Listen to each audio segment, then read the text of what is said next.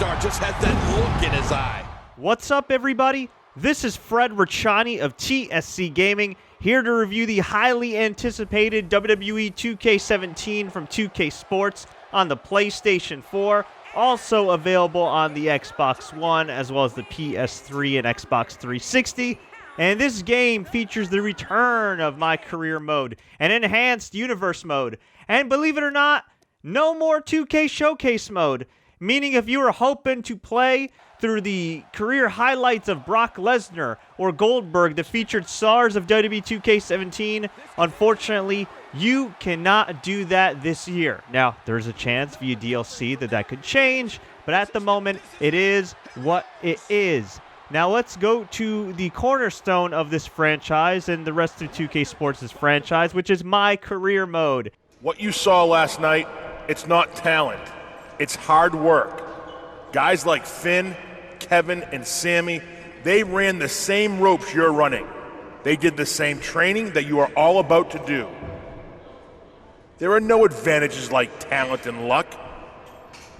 The only thing that will separate you from the pack is how hard you're willing to work for it. You do that, and one day you might find yourself with that same title you saw Finn holding.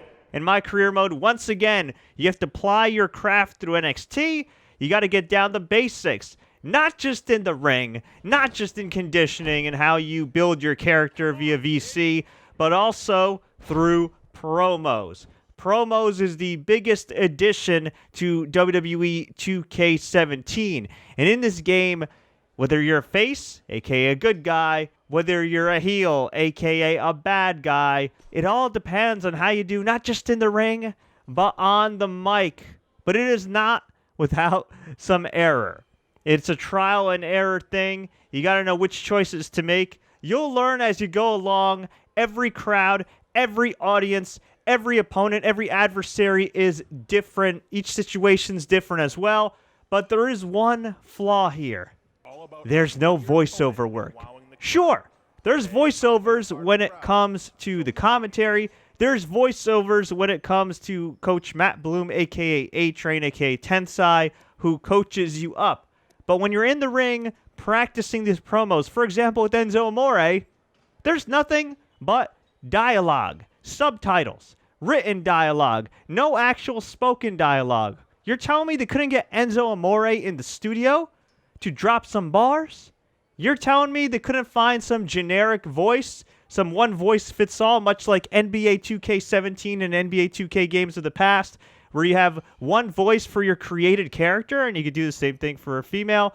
It's very, very confusing, very befuddling that they would not include this option. To me, it makes the game drag a bit when you have to go through the training. And even when you're doing this in universe mode, it was emphasized, oh, you could do promos. It's awesome. That's great and all. But I would have liked some voiceover work. Just my humble opinion. As far as the rest of MyCareer mode, it's pretty fun. Of course, you got to grind and grind and grind in order to get to the very top. And you have the option of either staying neutral, aligning yourself with the evil authority that is Triple H and Stephanie McMahon, or you could stay a good guy, much like Roman Reigns and Dean Ambrose.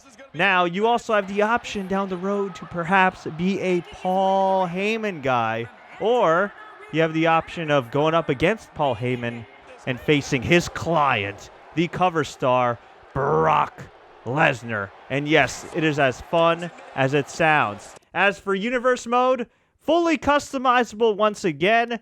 You can edit everything from who holds the titles to how many titles you have, to the shows, to what days the shows end. You could do things like delete shows, reschedule shows, add pay-per-views left and right.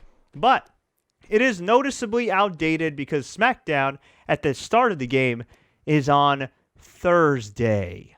And of course, SmackDown these days is on Tuesday as SmackDown Live. We also, at the time we got this game, do not have a Universal Championship, a SmackDown Women's Championship, or SmackDown Tag Team Championships. Now, the good news is, you could go to the Creation Suite that is super duper in-depth, and you could once again edit shows, arenas, superstars, and oh yeah, championship belts. And luckily for all of us, the championship belts that have been added since the brand extension restarted are not all that different from each other. You want to create the SmackDown Tag Titles? Make the leather blue. You want to create the Universal Championship? Make the WWE World Championships leather red. It's not all that hard. Much like MyCareer mode, you do have the opportunity to cut promos, but again, without any actual voiceover work, without any actual narrations, just strictly written dialogue, it is a little awkward, but it is a step in the right direction. You might also notice that with the subtitles, there's a gray background, a gray rectangular background that takes up nearly half the screen. I found this quite annoying because I've played many games, Quantum Break, Assassin's Creed, Uncharted, you name it, all with subtitles enabled, and yet none of them have this awkward, gigantic, gray rectangle in the background that takes up more than half the screen.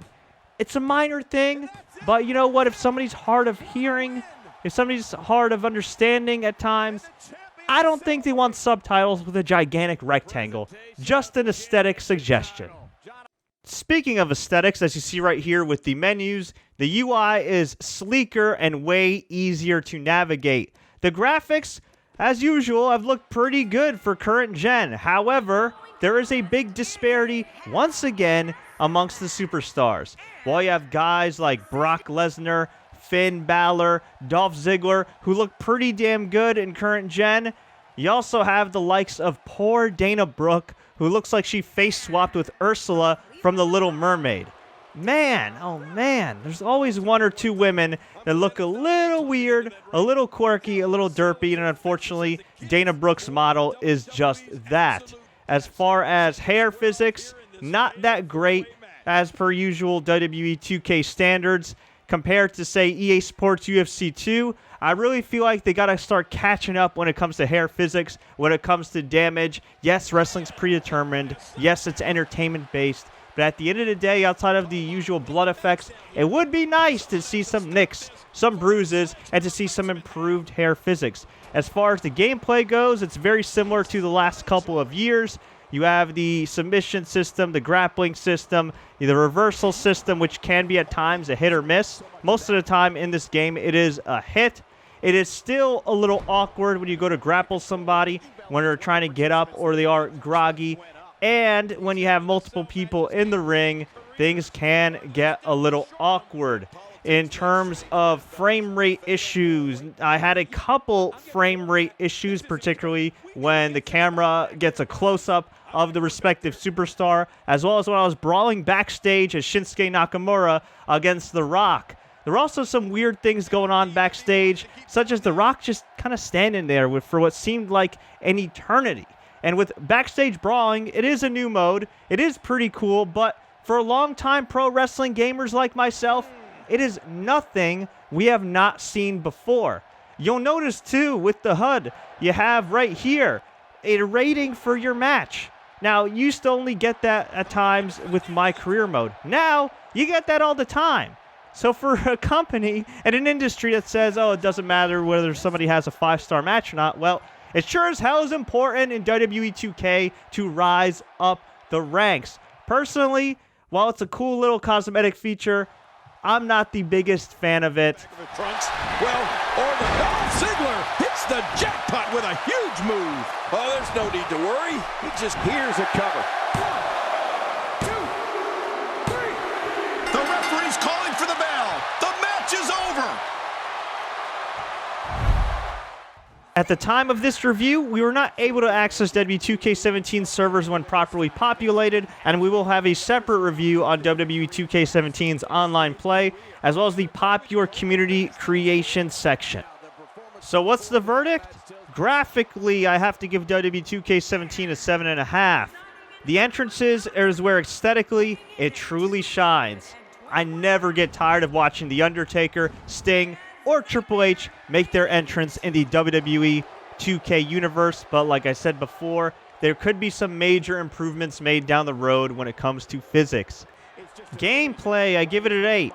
Sure, the gameplay has its flaws, especially in multi-person matches, but at the end of the day, once you get the hang of it, it is a whole lot of fun and not all that complicated. Content-wise, I have to give WWE 2K17 a 9. Sure, I'd love an improved promo system and the return of 2K Showcase mode, but at the end of the day, there are a myriad of options to keep every wrestling fan entertained with WWE 2K17.